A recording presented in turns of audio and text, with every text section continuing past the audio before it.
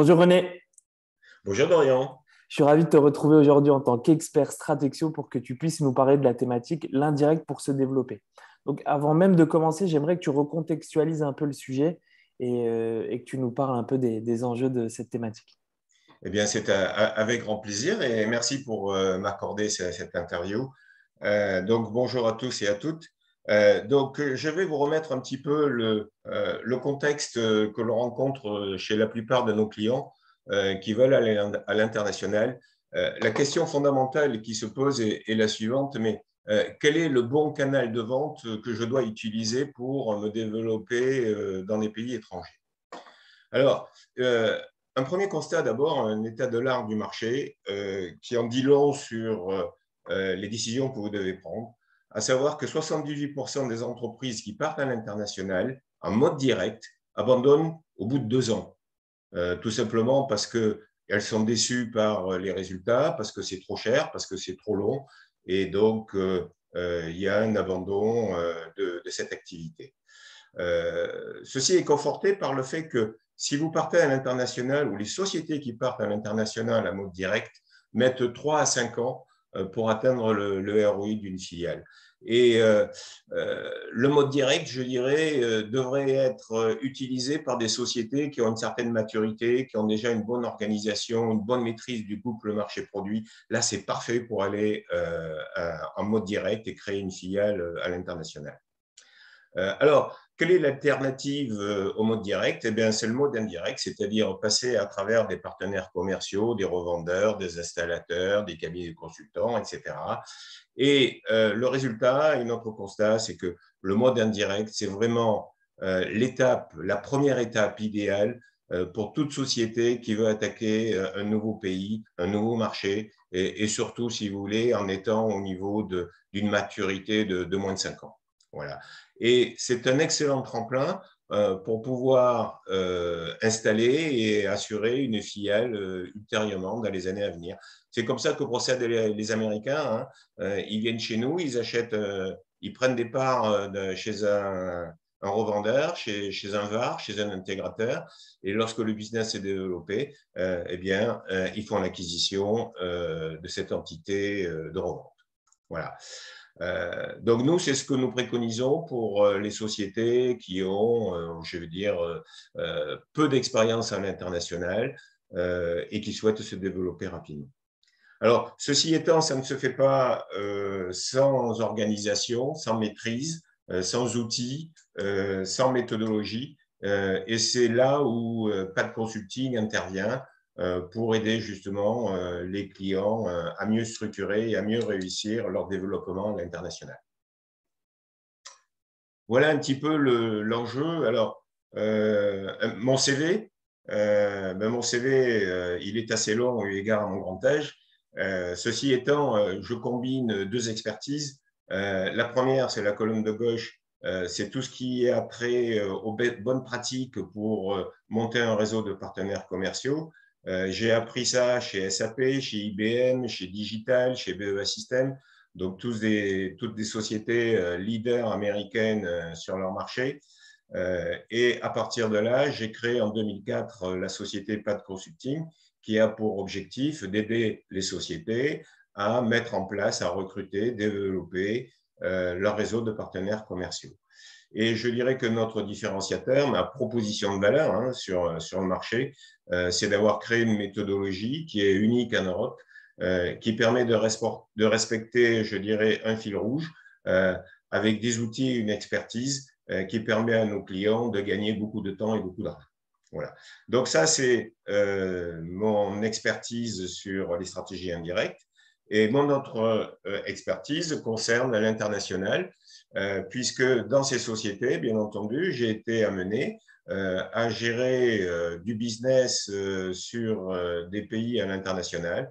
Par exemple, chez Digital, j'étais le patron de la division PC sur l'Afrique et le Moyen-Orient, donc 100% indirect, et je gérais une vingtaine de distributeurs sur 70 pays.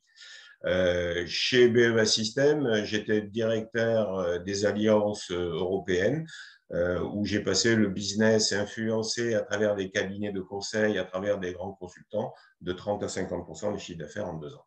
Voilà. Et puis, on a une certaine expérience puisque aujourd'hui, sur nos 150 clients, on va dire qu'il y en a plus de 50 qui nous font appel pour monter un réseau de distribution à l'international.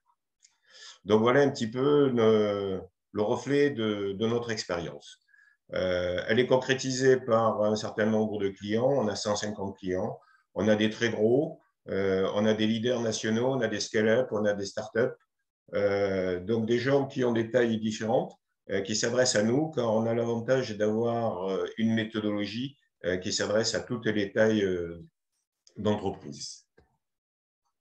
Alors, une fois que cette présentation est faite, Dorian, ce que je propose, c'est de revenir un petit peu sur l'intérêt de l'indirect et pourquoi les ventes indirectes sont incontournables aujourd'hui pour attaquer des marchés à l'international. Alors, le constat du marché, c'est qu'aujourd'hui, l'indirect est certainement, par rapport au direct ou par rapport à des acquisitions externes, c'est certainement le moyen le plus rapide, le moins cher et le moins risqué pour se développer. Et ces avantages sont encore amplifiés à l'international, où quand même les enjeux financiers sont un peu plus importants. Le constat, c'est que 100% des leaders du marché aujourd'hui ont une stratégie indirecte, que ce soit dans leur marché domestique ou à l'international. Donc, vous avez raison de vous poser la question, pourquoi pas vous? En termes de chiffres, ça représente plus de 60% du business. Des transactions mondiales sont opérées par des intermédiaires. Donc, vous voyez, ça confirme l'aspect incontournable de l'indirect. Et un point non négligeable, surtout dans cette période où l'argent devient de plus en plus cher et donc de plus en plus rare, les venture capitalistes aujourd'hui donnent quelques priorités aux entreprises qui ont une stratégie indirecte parce que c'est pour eux l'assurance d'avoir des objectifs de développement qui seront tenus. Alors, quel bénéfice attendre d'une stratégie indirecte? Ça, c'est quelques chiffres pour votre comité de direction. D'abord, sachez que lorsque vous partez dans un pays, je vous l'ai dit, le ROI de l'indirect va se situer aux alentours de 18 mois, 24 mois, versus le ROI d'une filiale qui est attendu au bout de 3 à 5 ans. Okay? Et ça, ça prend des proportions encore plus importantes lorsque vous allez dans des pays comme les US, où le ticket d'entrée se situe à 1 million d'euros.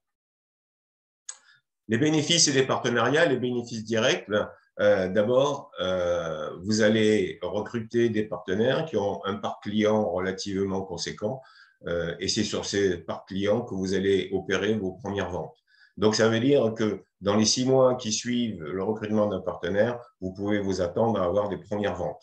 Et ça, c'est un accélérateur important. Ensuite, ces partenaires, par rapport à vous, ils maîtrisent le marché, ils maîtrisent la concurrence, la réglementation, les us et coutumes locales.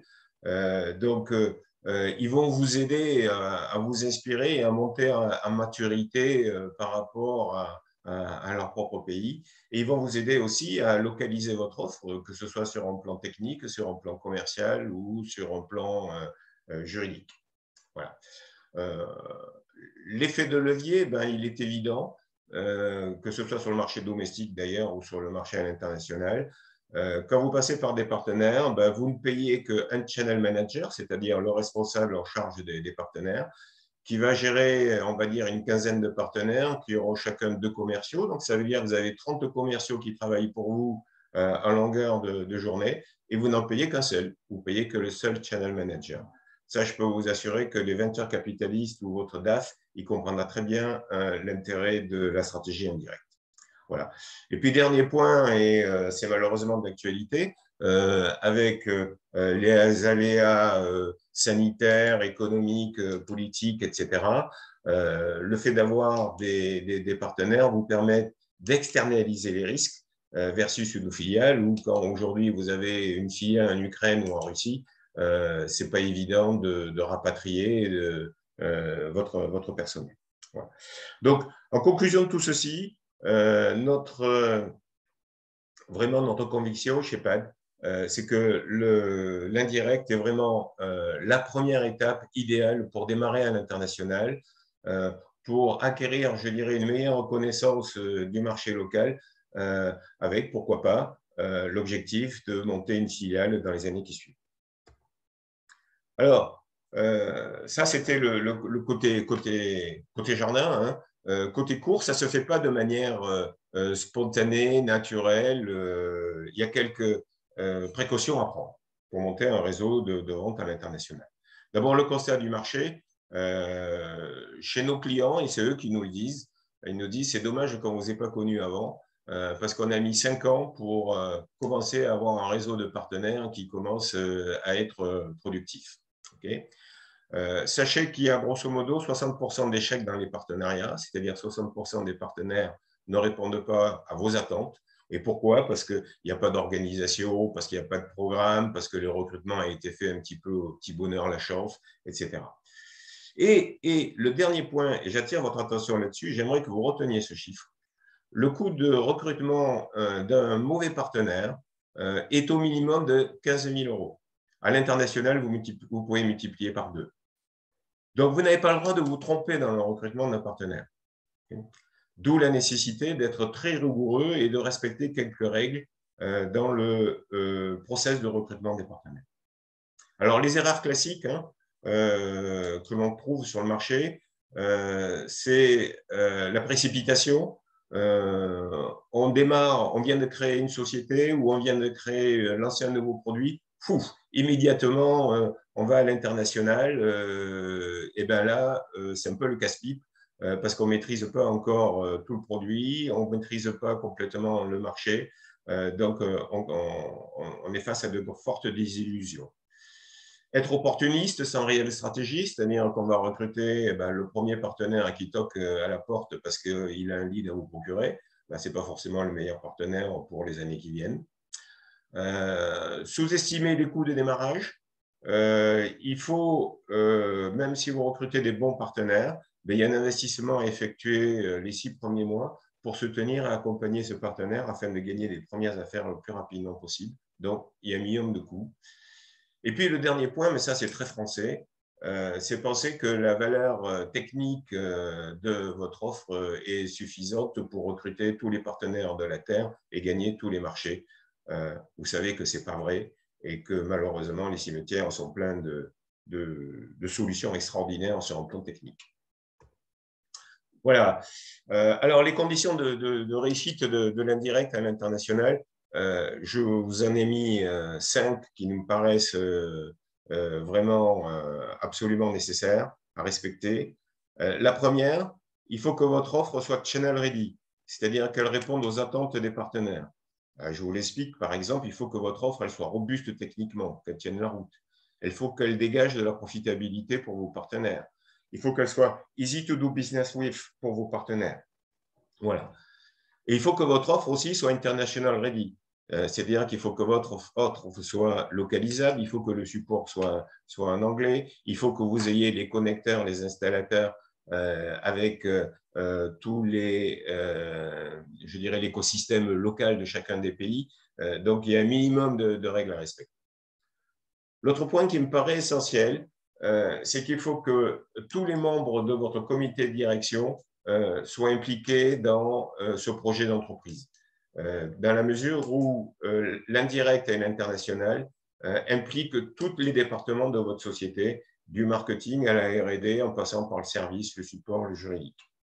Et donc, il va falloir aligner vos équipes derrière les partenaires. Donc, nous, chez nous, on recommande de créer une équipe au commando avec un référent représentant chaque département et qui se réunit régulièrement pour assurer le recrutement et le développement des partenaires. Ensuite, il va falloir que vous, quelque part, vous rassuriez les partenaires sur la pérennité de votre stratégie indirecte à l'international. Donc, ça veut dire qu'il faut que vous leur présentiez le grand schéma de vos ambitions à 3 ans, de votre plan de vente, de votre business plan à 3 ans. Et puis, le dernier point, et non le moindre, pour recruter les bons partenaires avec lesquels vous voulez bosser, il faut que vous soyez attractif. Et pour ce faire, à travers votre proposition de valeur, il faut leur démontrer la profitabilité qu'ils vont dégager en revendant et en installant vos offres chez les clients. Ça, c'est essentiel, c'est une clé de votre réussite. Alors, voilà chez PAD, donc encore une fois, fort de notre expérience, on a listé une dizaine de best practices qui seront le fil rouge de votre implantation des partenaires à l'international. Je ne vais pas tous les lister, enfin les commenter. Vous retrouvez tout simplement quelques messages que je vous ai passés, à savoir que la vente indirecte à l'international, c'est un projet global d'entreprise, qu'il faut structurer cette approche et ne pas y aller de manière opportuniste. Établir une stratégie de distribution sélective, ça je ne vous l'ai pas dit, mais c'est un de nos dadas chez PAD. C'est-à-dire que quand vous recrutez des partenaires, mieux vaut recruter peu de partenaires, mais des partenaires qui soient réellement impliqués, qui soient réellement engagés, donc ça veut dire qu'ils gagnent de l'argent avec vous, et que vous allez positionner comme étant vos champions sur les marchés que vous adressez. Voilà. Après, il y a des règles à respecter, il y a le plan de recrutement qui sera lié à vos objectifs de vente à 3 ans, le plan de démarrage et les fameux 100 jours, des programmes partenaires qui engagent les partenaires, c'est-à-dire que vos partenaires, il faut qu'ils s'engagent vis-à-vis de vous sur du chiffre, sur une organisation à mettre en place, sur des activités commerciales, etc. Voilà, si on bosse ensemble, on pourra détailler tout ceci. Et toutes ces bonnes pratiques, chez PAD, nous les avons modélisées à travers des outils qui se retrouvent donc dans une panoplie complète de méthodologies qui va vous permettre de travailler d'abord sur votre stratégie commerciale globale et pour établir votre business plan à 3 ans.